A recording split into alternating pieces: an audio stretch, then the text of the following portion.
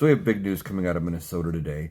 Governor Tim Walz has announced he is dropping out of the race to run for a third term for governor of Minnesota. Now, he was going to go for a third term. Minnesota does not have a two-term limit like some states do.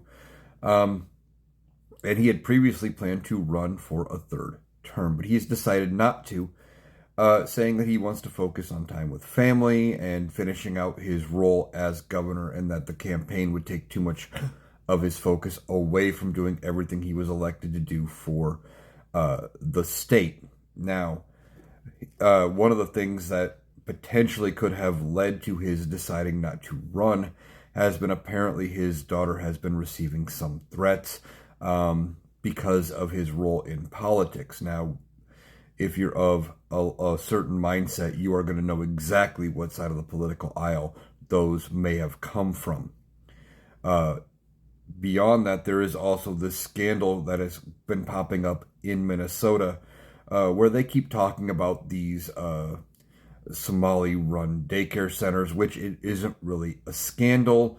It is MAGA and a MAGA creator trying to cause problems. I've talked about it before, both on my podcast and here on TikTok, where he shows up before they were open, and then even while they were open, with no connection to the daycare center, holding signs with masked men saying, "Show us the kids."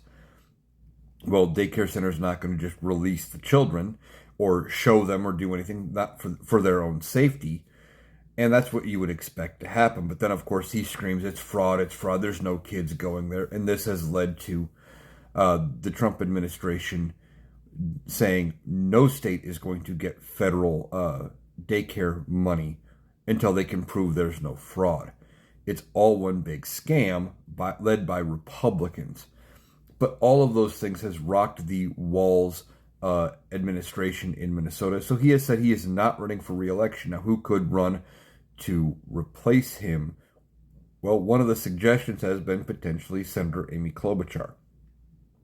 She could potentially run to replace Tim Walz, and if she does, she would not have to resign her seat in the Senate until after the election. So if for whatever reason she would fail, which I don't think would happen, because right now the main challenger she has is the My Pillow guy, who is about batshit crazy as they come. But she wouldn't have to resign until after she wins, and more than likely a Democrat would win Minnesota.